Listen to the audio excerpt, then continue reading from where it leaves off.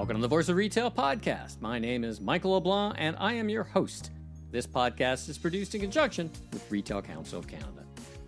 In this episode of the Voice of Retail, Canadian retail journalist and analyst Phil Wahba, senior writer at Fortune, delves into the dynamic interplay of leadership, consumer demands, and real estate strategy shaping modern retail from his desk in New York City.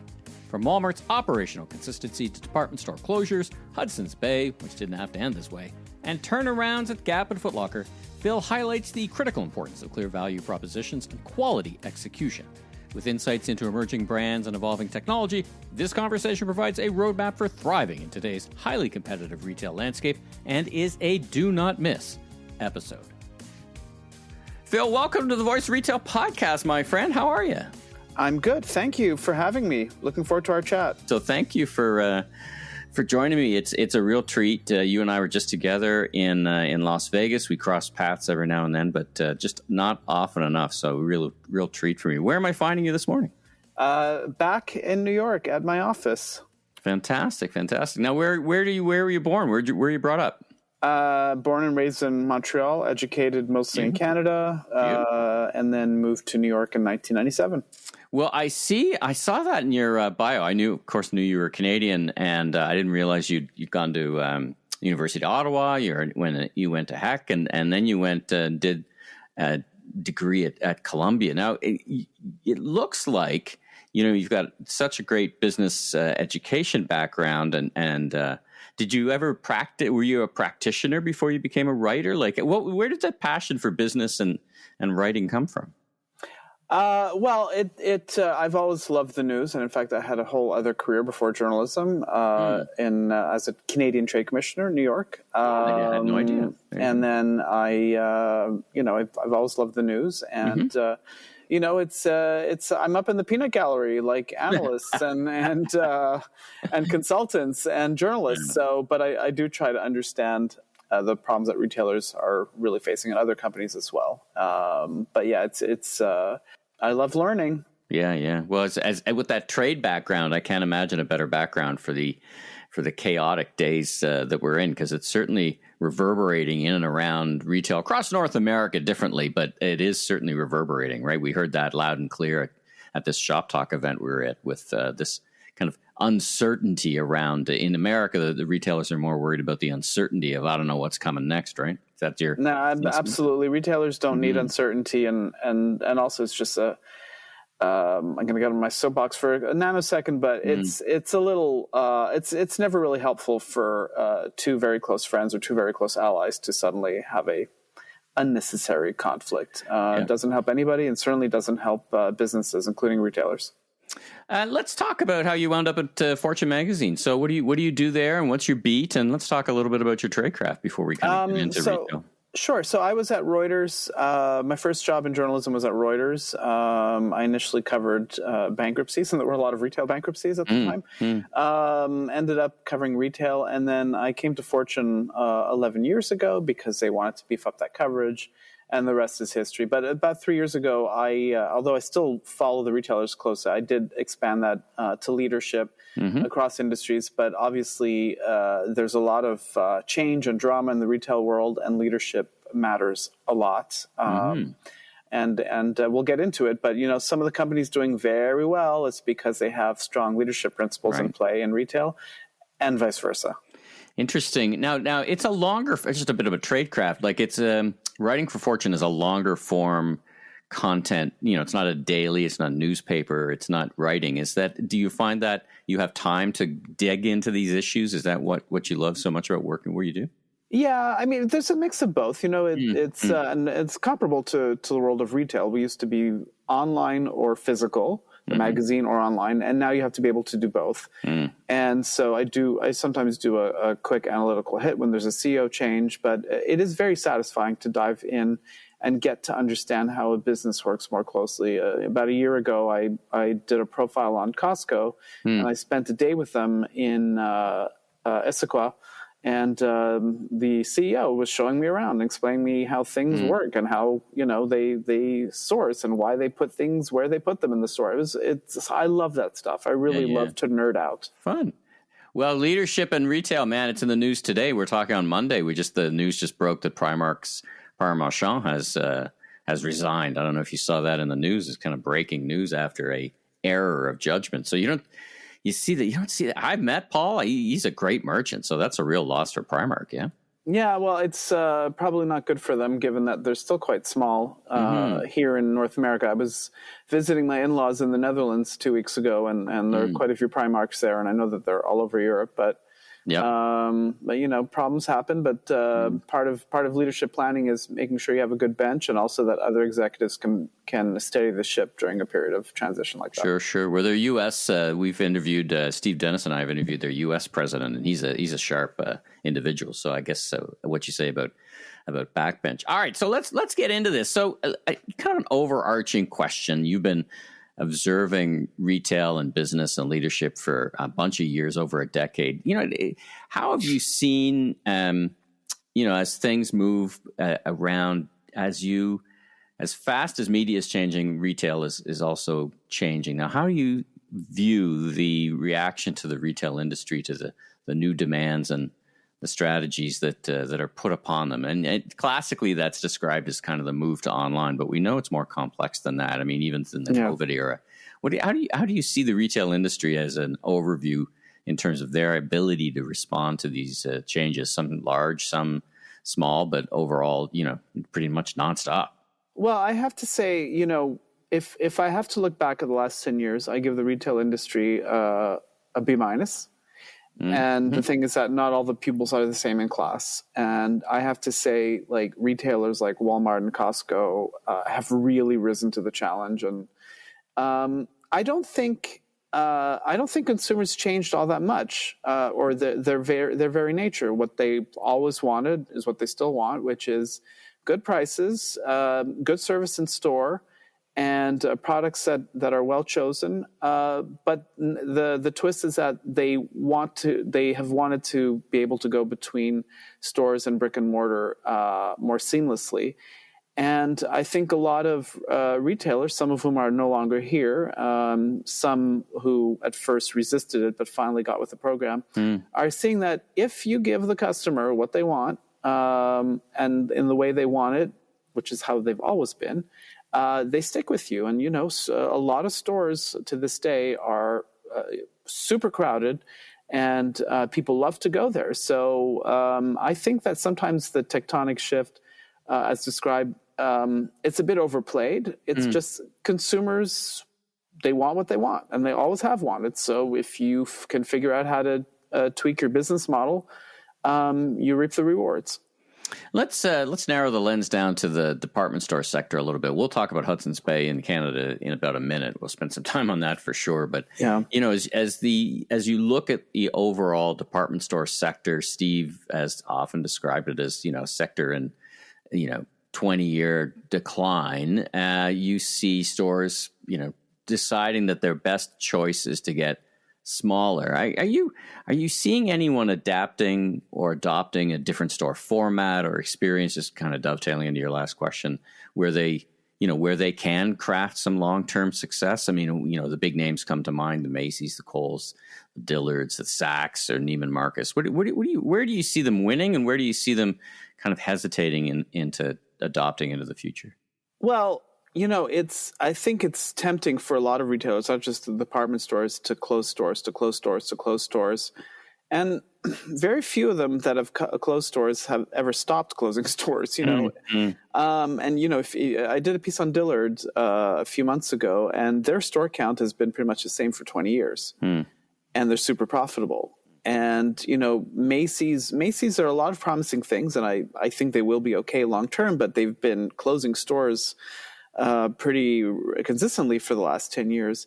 And so I think the main question is not the format, the size, the number of the stores. It is to make it clear to shoppers why a particular retail is worth your time and business.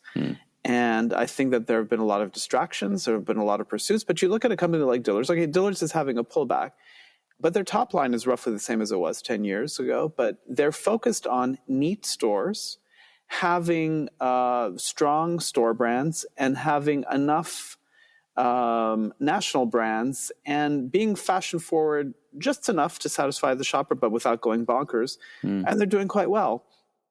So I don't think it's necessarily the format. It's just I think that a lot of department stores have been chasing the wrong rabbits. Well, since we've talked about store closings a little bit, let's talk about Hudson's Bay. We're in the middle of basically the liquidation of that company. Breaks my Canadian heart. Well, and I spent 7 years there, and you and I were talking over dinner about. I thought this was happened 20 years ago, and then they sold Zellers to Target, so they maybe that gave them another kind of lease on life. But as you reflect on their, not their long history, but their current state, did it have to end this way? Was there another way that a big department store in this country could have made it? I think that it absolutely did not have to end this way. Unfortunately, Hudson's Bay, was owned by a private equity firm. It was a public company for a good long while too. That was focused on extracting value from real estate and efficiencies.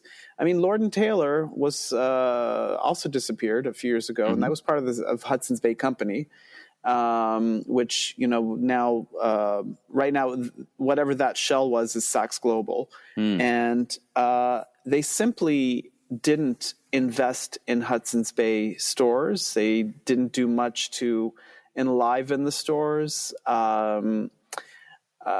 The merchandising, and at one point to save money, they even had some teams working Lord & Taylor and Hudson's Bay to save money. And at the end of the day, the lesson is fine, real estate has value, but if you do not focus on your core business, whatever it is, retail or any other industry, you will lose customers. So it's a pity because Hudson's Bay, even 10 years ago could still hit a few good, I won't say home runs. That's an American one, but could get some good shots on goal and even score a few goals.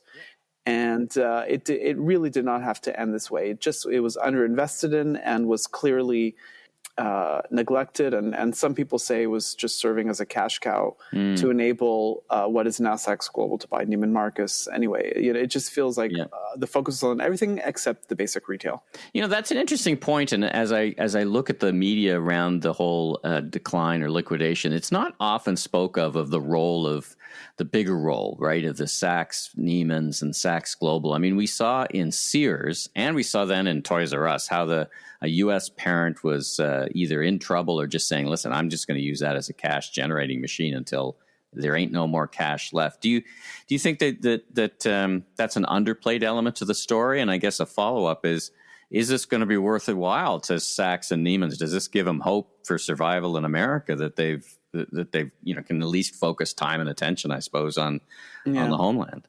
Well, to me, what was Hudson's Bay Company always puzzled me because at one point they were buying European department stores. Right. They even tried to open 17 Hudson's Bay stores in the Netherlands for reasons that remain unclear to me. And then after 2 years, so it just felt like nothing was ever about the fundamentals of retail and do the Dutch really need Hudson's Bay? Well, it turns out they didn't. As for Neiman Marcus and Saks, both storied retailers and both still have a lot to offer. But, you read reports in the newspaper, Wall Street Journal has some good stories. They're delaying payments to vendors, and that is not good long term. And and then the whole drama around Neiman Marcus's headquarters in downtown Dallas. I mean, it's all a little worrisome, frankly, for Neiman Marcus. They bought Neiman's, I think, for $2.65 billion. It feels like they're cash trapped, and that does not bode well for investing in stores. And why else would you go to a Saks Fifth Avenue store or a Neiman Marcus store other than it's supposed to dazzle you? Yeah, interesting. Now, speaking of stores in Canada, we're about to have, with Hudson's Bay's exit, a whole lot of real estate on the market suddenly, or not so suddenly, good, bad, or ugly. And we do see that in, across North America. What have you observed in terms of what happens to that real estate? It's hard to imagine, impossible to imagine anyone taking boxes that big and suddenly turning it around. Like nobody's going to step into that big space. No. But what's the most common thing that you would expect to see? I mean, I see in Canada, we've got Simons who've taken up some space. For example, when Nordstrom left Yorkdale there. Simon's is moving in, which is a great, successful Quebec-based retailer. But overall, what do you see happening to this big space in popular areas most often? Well, the anchor stores are much harder to fill, but in some cases, some places you've seen a couple of retailers or a gym and a grocery store moving in, but nobody really needs 130,000 square foot box anymore. And this will be hard. And I think in Hudson's Bay Company, I remember they had a deck on the value of their real estate, and I was like, that the Bay store in East End of Montreal, it's not worth what you think it's going to be worth. Right. Who's going to take it? Yeah. So they're right. Slowly, with time. I mean, here some retailers have been replaced by doctors' clinics, vet clinics, gyms. The space finds a new purpose, or sometimes a distribution center. But the big box ones they're hard to find a new role for, candidly. Yeah. I guess we had a chance to talk to a few real estate folks when we were in Vegas, and they talk exactly as you do about repurposing the space or reimagining it. What did Doug Stevens say? He said, you just make sure they don't wind up as pickle malls. These malls that just need a big giant space to hit a ball around in. Let's talk about price and price inflation pressure. Inflation has kind of eased a bit, but the cost of living and the affordability issue is still pretty prominent on both sides of the border. Are you seeing retailers react well to that? And of course, we see the rise of the Shein and the Temu, which offer very, very opening price point, to say the least, product. But there's got to be more to it than that. We also see the rise of Viore, which is premium price product. So I guess there's room to be successful still at all price points. Yeah. Well, I think this reflects the income gap that's widening in the U.S. and I think in Canada as well too. Ask people on the lower end. It's the Walmart has been masterful at pounding that low price everyday message, but really doing it. Costco as well. Even middle and upper middle class people are looking for breaks. So when you've that's been your message, but you've also delivered it, you keep your customers. The dollar stores, in theory, you think they would do well at a time like this, but when you really calculate it, it ends up being more expensive to buy there. People buy one tube of toothpaste at a time, and so they're struggling. But Walmart's been great. A company like and companies that don't mess around with their pricing, like the whole high-low thing, is really annoying to customers at any time. But in a period like this, people just want to know what it costs. And I think, that's why you're seeing the Walmarts but also the off-price retailers like TJ Maxx. People still want to be able to go find something that's a bit nicer at a good price. So, and I just think shoppers are extremely savvy, and they know what the real value of things is. And then, a company like Target, which found itself flat-footed, their stuff is more discretionary, but it's people still want to buy that stuff, but they're reacting slowly, and I think that's why they've been paying a bit of a price. Let's shift gears and talk about retail technology for a bit. You're not a technologist per se, of course, neither am I in many ways, but it's such an important part of retail. There's some technologies I thought would have caught on many years ago, and some technologies I thought were just ridiculous. But in the world of technologies I thought would have caught on, things like RFID and digital shelf tags, and not for all formats. Is there any, of course, we haven't talked about AI yet. What are we, 18 minutes in? We haven't said AI yet. So as you survey that kind of technological element of the landscape, what gets you excited, and what do you think can make a real difference? Or what are you seeing making a real difference for the retailers? Well, I think a lot of it is the unsexy stuff. It's not dazzling things. I mean, two pieces of technology that never had their day were the beacons, remember, that were supposed to zap ads to you as you walked into a store. And also, I remember the smart mirrors. Right. That Becca Macy's, Macy's also, and Nordstrom at one point. I mean, that kind of stuff is really silly. But what will pay off is inventory management and demand forecasting. And having more visibility in where your products are within the supply chain. I mean, all that stuff is, it's not going to be like the latest little gimmick on the app that's going to move the needle. At this point, it's whatever makes things easier to shop, reduces friction, but is almost invisible to the shopper. And they at the end of the day, people don't want to be dazzled by technology. They just want to get what they want on their own terms, and for it to be easy. You mentioned earlier in the episode dollar stores, and they've really been struggling in the U.S. I often talk about cash flow shopping. You're right, on a per ounce basis, it's more expensive to buy the dishwasher liquid there than it is at Costco. But if that's the money you got in your pocket, that's the money you got in your pocket. In Canada, as you know, Quebec-based Dollarama has just been on fire. On fire. I mean, they just bought the number one Australian dollar store format. But the format itself has really struggled in the States. It seems maybe it's because it's overstored, but has been very successful here. Any thoughts on the difference between the two markets, which ostensibly aren't that different, right? Yeah, I mean, I think here in the U.S., the explanation is they were overstored, and they just kept expanding, and they just kept expanding. And in the case of Dollar Tree and Family Dollar I considered to be a booby-trapped acquisition. And so, Dollar Tree had to spend years and billions trying to fix it. Now, they just sold it. What a waste of time. And so, even in a sector that is promising and growing like the dollar sector, if you keep your eye off the ball, you'll lose it. And I think Dollar General struggled with some of its categories. They also wanted to, they're everywhere, but they've also tried to go a little bit higher end and have fancier stuff, but it hasn't worked. I mean, they still have it's still a huge channel, but it might have also reached its limit in the US. Interesting. Let's talk about turnarounds a little bit, which is actually talking about leadership, really. I mean, there's two I'm keeping a close eye on, Gap and Foot Locker. And Richard Dixon was on the stage in Vegas, and Mary Dillon, I think, is trying to architect the Foot Locker turnaround. What's your assessment so far? I mean, it's early days. These things, you don't turn those ships around quickly. I was impressed by Richard, at least, on a stage, and he seems to be making a difference. What's your impression? Well, I think that there's a lot of promising stuff at Gap, but it's only been a year.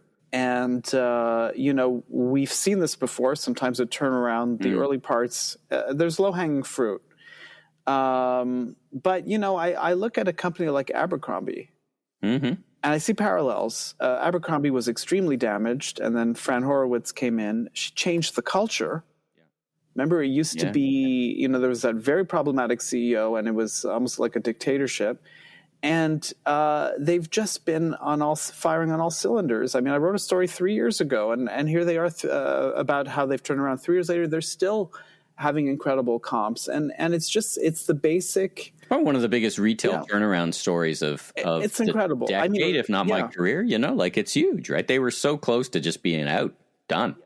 And they focus on raising the quality again. They focus on giving people what they wanted and being part of the culture. So I think some of what Richard Dixon said absolutely resonates. I mean, Gap has to. The brand Gap in particular, there's a lot of choices out there, and I think it let its raison d'être sort of fade. Old Navy is value, big market for that. So it has everything to succeed. And he's changing the culture, but they have 4 brands and they're kind of different from each other. So, there's reason to be optimistic, but let's give it another couple of years. It feels like Foot Locker's success will only happen if Nike's successful, because they kind of attach. If you've been to one of their stores, particularly their new step-up stores, I forget what they call, but I was at that store and across from Macy's in New York, and it's clear it's a Nike, not singular, but Nike dominant. And if Nike isn't successful, it's hard to imagine Foot Locker being way successful. Do you see it the same way, that they're attached in some way to each other's success? Yeah, I think at some point it was Nike was 70% of Foot Locker's sales, and it's something extremely high still. So yeah, they can't really, they can't really rebound without Nike rebounding unless they diversify. But Mary Dillon she did wonders at Ulta Beauty, and she's very capable, and she understands consumers. So I would be, to borrow an overused term by CEOs, cautiously optimistic that Foot Locker can continue to improve. Fantastic. All right, let's get into kind of looking ahead and bring it with a bit of advice as well. So as you kind of look forward, you described earlier that the consumer really hasn't changed that much dramatically, but as you think to 5 years in the future, or even longer, what do you think the shopping experience is going to look like in stores? Is it a little more interactive, less shoppers, smaller stores? We haven't talked about retail media. Is there anything materially different you think, or you're hearing that retailers are thinking about that will allow them to continue to thrive and survive? I don't think it's going to be that different from what it looks like today, but I think we're going to see more definition between the retailers. People will focus on what they're good at if they want to survive. Consumers, it's not going to be like the Jetsons of shopping. Also, 5 years is not that long, right? But I do think, we're not going to have a grocery section at Macy's. Right. But what we will have is a focus on better execution. And I think it'll be clear, it'll be easier to distinguish one retailer from the next and what its value proposition is, because otherwise they're going to fade into oblivion. And I think a company like Kohl's, if it wants to survive, has to really make it clear again why somebody should go to them rather than to Target or to TJ Maxx or Walmart. Interesting points. All right, last question for you. So you survey the landscape, you know more brands than anyone. Is there any brand that we're not thinking about today or isn't being thought about enough that's going to be a real superstar in the years to come? We talked to Joe Kudla from Viore, and it was just my instinct that they had a real there, and it turns out such a great leader. That was 3 years ago. Is there any brand like that kind of quietly on the cusp that you might kind of call out to the listeners and say, well, keep an eye on these folks? Up and coming. Well, I don't think Vori's done, by the way. I don't think they're done at all. They might Lululemonize Lululemon, if that sentence makes any sense whatsoever.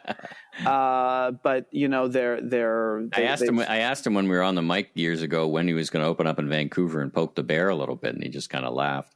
So. Yeah, well, that's one to watch. But I actually think we're going to continue to see the best. The companies that have the best execution, it'll still be the same ones in a few years ago. I mean, honestly, like if you had told me TJX 5 years ago would still be growing and out doing everybody, I wouldn't have believed you. But I predict a big comeback for Nordstrom. Okay. I predict a smaller but more dynamic Macy's, and I think Bloomingdale's is going to do very well. And it's a lot of brands have their ups and downs. It'll be interesting to see which ones.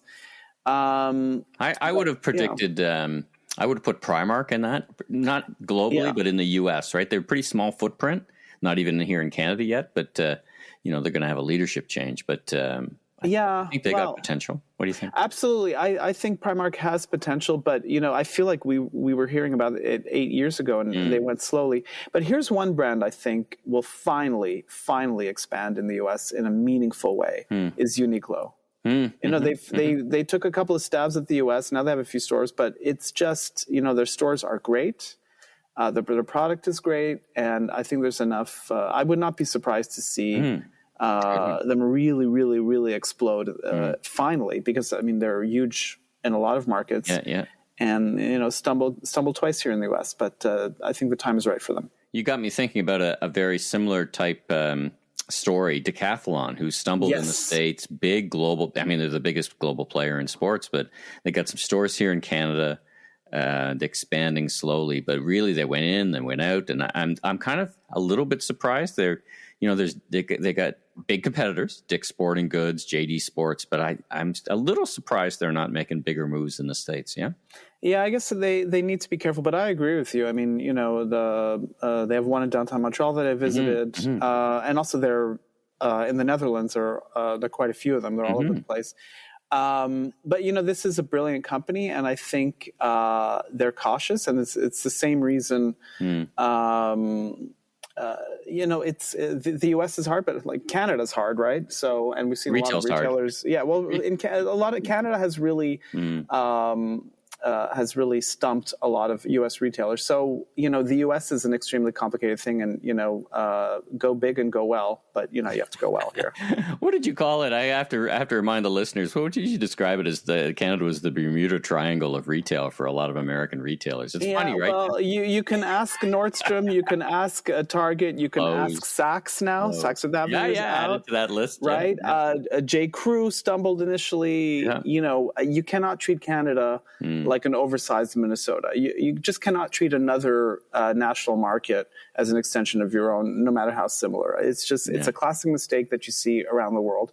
Yeah. But it's good. Canadians are fussy, earn their business. And shout out to the ones international retailers who have been successful, from IKEA to Home Depot to Walmart and Costco. Very, very successful here in Canada. So it's not like it's not figure-outable, right? No, absolutely. But you see, Walmart stumbled initially, but then they figured Canada out, and it's turned out to be a great market for them. So, Phil, homework. Yeah, fantastic advice. Where can folks either get in touch with you or follow your work? I guess at Fortune, but what's the best way to get in touch with you? Have they got a big group? I'm on LinkedIn. Yeah, I'm on LinkedIn, and I'm actually still on X. You can DM me, and then we'll move it to email. But love hearing the perspectives, and really love chatting retail with you. Yeah, Phil, this has been fantastic. Long overdue. Thanks for joining me on the mic for the Voice of Retail. It's a real treat. I wish you safe travels and great reporting, and I'm a big fan, and thanks for doing what you do. Absolutely, Michael. Thanks for tuning into this episode of the Voice of Retail. If you haven't already, follow on your favorite podcast platform so new episodes will land automatically each week. And be sure and check out my other retail industry media properties, the Remarkable Retail Podcast with Steve Dennis and the Global E-Commerce Leaders Podcast. I'm your host, Michael LeBlanc, Senior Retail Advisor, Keynote Speaker. If you want more content or chat, follow me on LinkedIn. Safe travels, everyone.